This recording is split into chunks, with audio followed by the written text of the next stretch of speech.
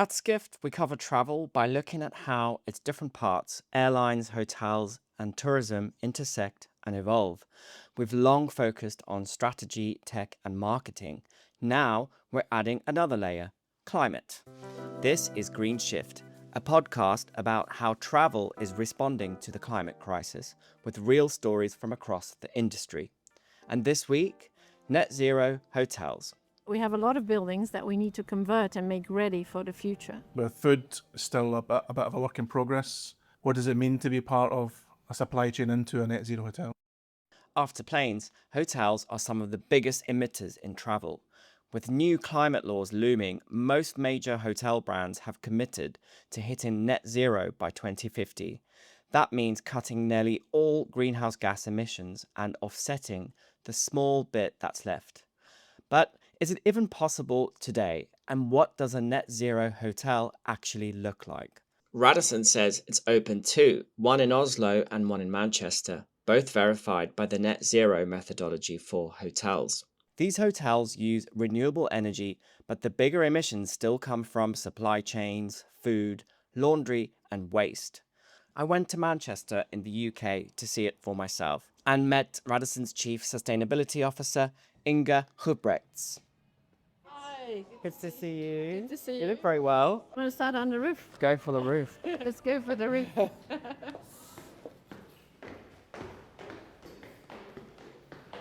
Nice view up here of the skyline. Not available for a party place here, but Not for cocktails. not for cocktails. Well, how would you describe what we're looking at? It's just a big We're machine. looking at the big boxes here with Yeah. lots of intelligence that is going to make sure that we no longer use gas in this hotel, Yeah.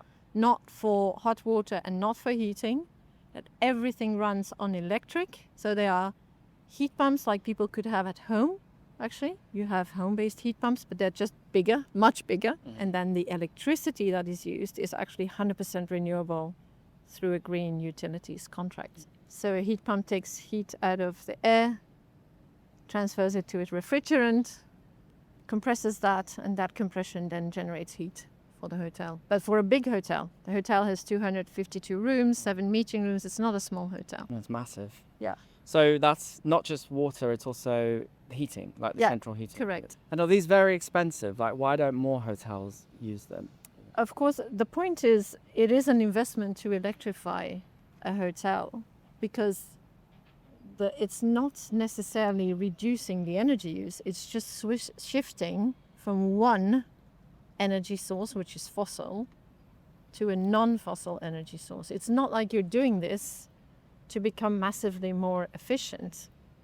So that is, of course, the consideration to make. There is an investment that the company is also doing because we believe in proving that net zero, verified net zero can be done. And we also want to prove that we can really actually attract more revenue, generate more revenue through it because of the corporate clients, because of the clientele. And will you save money through having more efficient heating and heat pumps? The thing is, of course, all buildings by 2050 need to decarbonize, right? Every building. And 80% of the buildings that need to decarbonize by 2050, 80% are already built. So that means that we have a lot of buildings that we need to convert and make ready for the future. And this building, by this investment, is ready for the future. It's future-proofing the asset value of the building by making it net zero today, by bringing the future forward, by saying we're taking the requirements of 2040 and we're doing that now. Yeah. So there's no, like some hotels that are trying to use renewables might have like solar panels on the roof. Yes, they might. I mean, but here, everything on the roof, it's not so much roof space. So with the space that we had here, for example, typically, if you would fill this with solar panels, this space here that you see, then you would maybe cover 2% of the hotel's energy use. But obviously that depends on where the hotel is, because not everywhere will have that option. But I agree that not everywhere can you procure or even install on hotels renewable energy. Every region, every district will have different policies and It's a things that you different need approach to- for every hotel. Yeah. And We could do it here, we can do it in Oslo, we can do it in many places. I would certainly look at on-site solar for the bigger spread out resort hotels, or typically where we have more landscaping. Let's, if you go in emerging markets, you typically have a perimeter, you have more landscaping, you can do more. But every national context is different in terms of renewable energy. So, shall we move inside? Let's move. Yeah. Thanks for that. Enough of the technical. We left the roof and headed to a guest room. On the way, I met Kevin Whiteford, the hotel's operations director. He told me the hotel is going to be called the Radisson Net Zero Hotel. It's not something that Radisson have in the UK currently. So to be the first net zero hotel in the UK, or the first net zero hotel in Radisson Hotel Group, I think that's a bit of a privilege, and it's quite exciting as well. And it's going to be in the title of the hotel. Yes. What do you think of that? I think it's good for communication, and it's good for letting our guests know, you know, it's all about changing the name to Radisson Hotel Manchester, but I think the project's important, and it's important to highlight the project. Happened to me yesterday. He was standing with our key card in front of 601, and I was like, why can't I get in? Until I realized I was almost on the wrong floor. Okay. So what are we looking at? looking at a refurbished Radisson hotel room, right? With everything what we will do here is to take out the collateral. Of course, also avoiding single-use plastics is part of the Scope 3 emission. Scope 3 emissions are some of the most challenging to reduce for a hotel. These are indirect emissions that occur throughout a company's supply chain, including the carbon footprint of producing plastic, soaps, furniture, waste, and other goods. There's also Scope 1 and 2. Scope 1 emissions are direct greenhouse gas emissions from the sources the company owns or controls, like fuel burned in hotel vehicles or gas used in boilers. Scope 2 emissions mainly come from things like purchasing energy from the electricity grid, from fossil fuel-based providers. Our waste management partner, we're also doing a waste audit to make sure that we maximize recycling. So that is a key portion, because waste is 4% of the footprint of the hotel. So we will go digital on our Stay app, which is that all the guests will actually be invited to interact with the hotel team on this e-concierge app, where we will explain net zero, but also where they can ask amenities on request. So for example, everything to do with laundry will not be hanging in the room, so not all these bags and papers for laundry, but people will request it. And then the other thing you will notice is that there are no other additional what we call dry amenities. So that may be the cotton pads, toothbrush in case people forget, right? So what we do is we'll have those on request on the Stay app. Oh, okay. And all these additional amenities are plastic free. Okay. So everything's in stone paper, there's no plastic there. And the furniture in here, what about all of that? Was that taken into consideration? No, it the carbon wasn't, footprint? because it wasn't, because we are actually, in terms of the building, we're not the owner of the asset. Okay. So that could be considered, I would say, rather in a new build to say, what do we do there? And that's more for I see. Yeah. the owner's responsibility. So what we are doing is the operational Scope 1, 2, and 3. Yeah. So when you walk in, you'll be staying in a net zero hotel, no fossil fuels being used, and the power and everything else, as far as you can go. Scope 3, food is be reduced as far as possible. Yes. Basically. Food. Amenities. Food is 59% of our footprint. Wow, 59. Of Scope 3. Oh, Scope 3, yeah. Yes. 59%. Amenities is 6. As in soaps, Soaps, everything. Yeah. Bathroom amenities products, is 6. like that. Yeah. Disposables is also 6 or 7. And then you have laundry, which is 8. And those are big categories. And then waste. And then the rest is a bit of commuting Yes. and all the back and forth, the extra factors you need to have as part of carbon footprint Yeah. scope 3 because of energy trends. But when you break it down like that, it sounds quite simple, but really scope 3 isn't that simple because each part of scope 3 has got a supplier and they make things in different ways and they've got their own emissions, and so Yeah. it's a lot to it's challenging. And how do you face that? Yeah, it's definitely challenging, and it's important to also go back to suppliers and let them know of the progress that we want to make and get them on board as our national suppliers as well. So a lot of them have provided information up till now on their sustainability programs, which we can share quite happily, and they're quite keen as well to do that. With food, it's still a bit of a work in progress.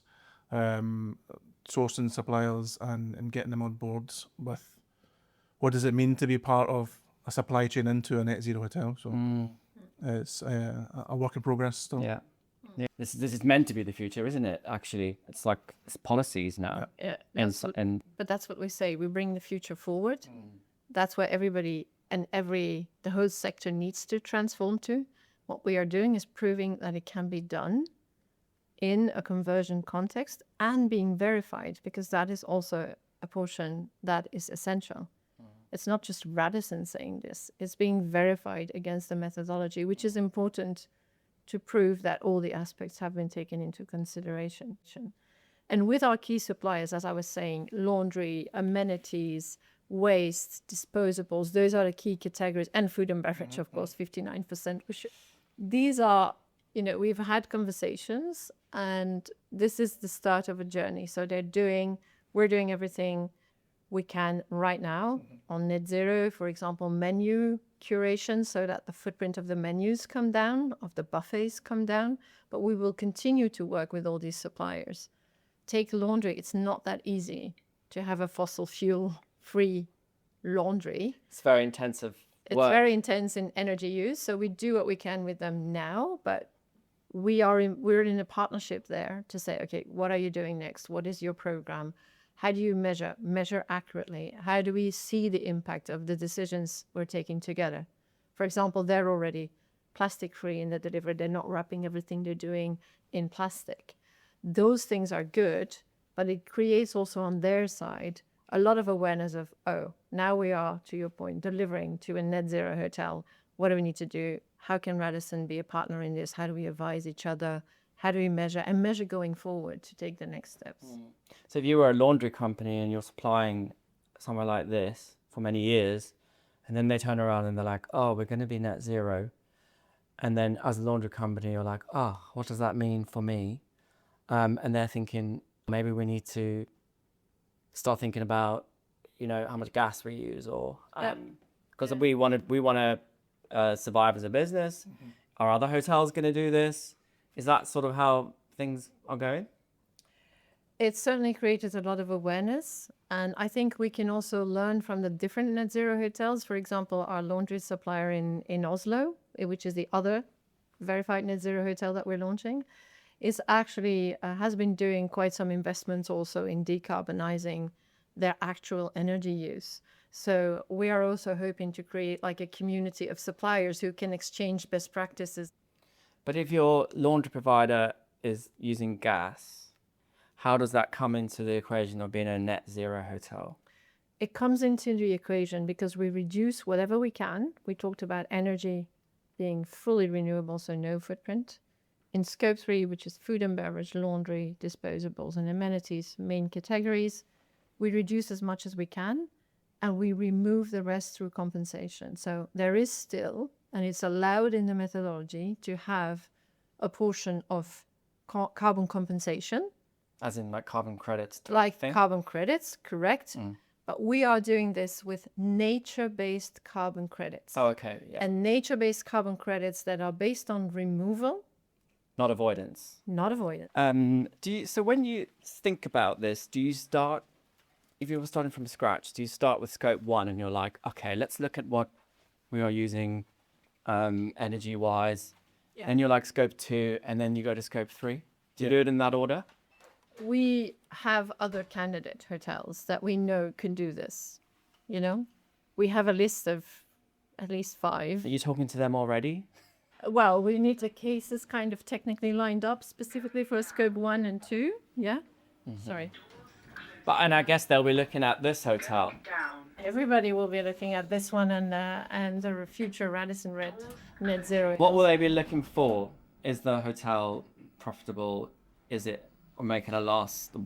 Is it more expensive? What will they be looking at? We will track as a business the business case of what it means to do a net zero, both from an investment point of view. We talked about the investment of electrification. Yes. We will talk about the operational costs. For example, the fact that we are partnering with other suppliers. But the point is that we start with the business case on the investment, on the extra costs, because we will have costs of, for example, partnering with Clean World to create this closed loop on amenities. We will have more costs of our food ingredients because we're changing the menu to ingredients that are better for the planet, but they also have an additional cost. We know we will generate, or we hope to be generating, a higher ADR, so higher occupancy, higher conversion, higher rate, through the fact that this is a net zero hotel. And we're going to bring all that together, and guest satisfaction, let's not forget that, into a business case. And that business case will then be presented to other hotels, owners, in a managed context, in a franchise context. We're not excluding this or making this exclusive to only these hotels. It can be any hotel. But you're confident this is going to be a success? I'm very in all confident. those areas. Confident. I'm confident. We're happy. It doesn't look anything different from a non-net zero hotel. It looks this. I mean, it's a very lovely hotel. It's got Scandinavian features. Yeah. It's not actually, because some people might think, what's going to be different when I go in? That's why we explain it always in 3 things. It's very technical, right? So if you're measuring scope 3 and all that we just talked about, it's technical. But we need to bring this to the guests and frankly to the teams also in an understandable way. Yes, yeah. And we say 3 things. It's 100% renewable energy, it's a minimal waste hotel, and you've got low carbon menus. Inga and Kevin told me this hotel is using a system called eSmiley to manage food waste. It's essentially a smart waste bin that weighs discarded food, from guest plate scraps to vegetable peels in the kitchen, and then uses a methodology to calculate the resulting CO2 emissions. So this is the unit here, so you can see they're weighing this from this morning. Yeah. We did actually keep one plate just so you could see it. Thank you. So that takes us up to 3.05 kilo. And then all we would do there is just register that. Equal to nearly 14 Big Macs. And so we can be smarter about buffet waste. Yeah. We will learn from that. The chefs will analyze it. And then they will adjust. And we've tested eSmiley in a number of operational hotels. And it's already led to double-digit food waste reduction. Wow. So it's really something that helps to create awareness. It's calculating here a figure on CO2 somehow. More cost also, CO2 and cost. Yeah. 1/3, it's been written about that 1/3 of all food is wasted. I know. And if that were a country, it's like the number 5 biggest emitter in the world. So we should do all we can to reduce food waste, because food is 59% of our scope 3. You want to have a look at the menu? Yeah, sure. Let's have a look. Next, we went to the restaurant where the menu has been redesigned to include climate impact labels for each meal.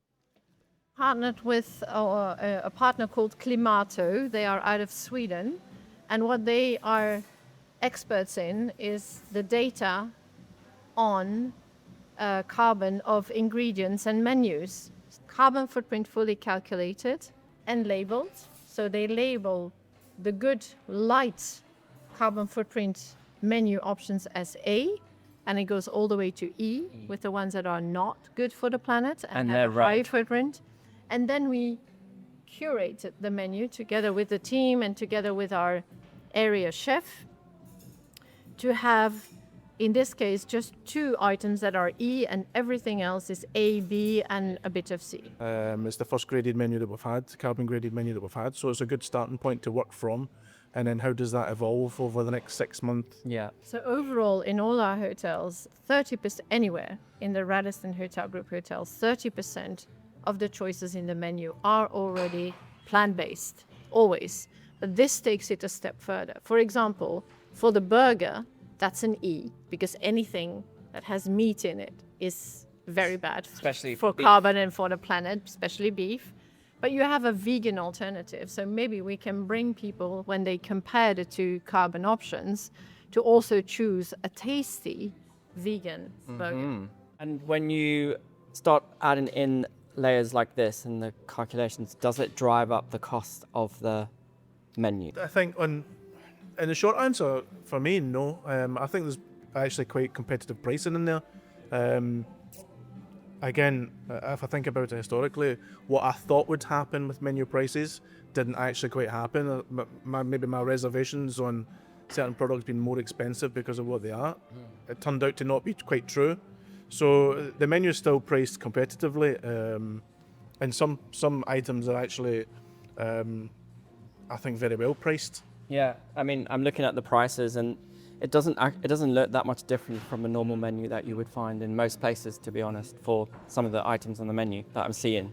But I was just wondering if, when you start working with third-party companies, there's obviously costs involved in bringing them on board, and then also, sourcing more ingredients and whatever you need to do to try and... A lot of the products that are within the menus, for example, the mushroom steak, was already on our purchasing lists.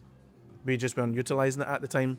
So these products were already available within our nominated suppliers, but probably weren't getting highlighted to us over the past 12 months, 24 months. So I think it's just, again, it's about bringing them on the journey and then them sharing what products they actually have that could suit this concept. Well, good old British classic fish and chips is a B, so Yeah. it's not too bad. No, it's good. Yeah. Everybody, no need to worry. It's about using sustainably sourced fish Yeah, as well. yeah. But what I'm wondering is, for like other hotel business owners and so on, is that, why do we not see this in more hotels, like in the UK, for example? If you can do it here, why can't we do it everywhere? Is it because it's more expensive, it takes longer, or like, what is actually going on? I think it's part of innovative partners coming to the market. Like, because we steered this verified net zero project from our headquarters, we kind of know what's out there, and we went to find eSmiley, we went to find Climato, and bring them all together here. Hopefully we'll see an acceleration. Well, there's no competition in saving the planet, so if this gets taken up widely, that's fine. How do you balance the information? Because some people worry about giving too much information. It will be very visible because it's the hotel name, it's every room type name when you book. So it will be called net zero standard room, net zero family room, Oh, net right. zero suite, net zero. So Yeah. people will know for sure, and we will thank them throughout the booking experience Yeah. that they're staying at a verified net zero hotel. And you think that people will understand what net zero means in the first time they see it? Well, we will explain always based on these three pillars. For leisure guests, for the marketing, it's always based on these three pillars: 100% renewable energy, minimal waste hotel, and low carbon menus.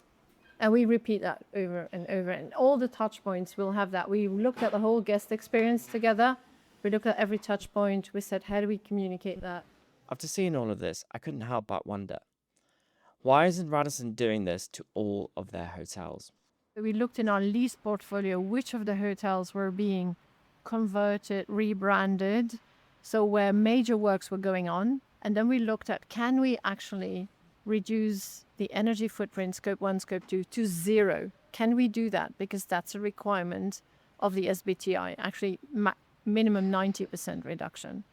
And so that's how we identified both the Manchester hotel, that's going to be a Radisson, and the Oslo hotel, that's going to be a Red. We have other hotels lined up because doing that decarbonization of scope 1 and 2 is the first step. If you can't do that by investing, you can never make it a verified net zero hotel. And then the scope 3, we did a lot of learnings. I think we can replicate those learnings in many other hotels. That can be done in any hotel. And what stops that 1 and 2? What's the barriers? For example, there are places, let's say, for example, that are on district heating.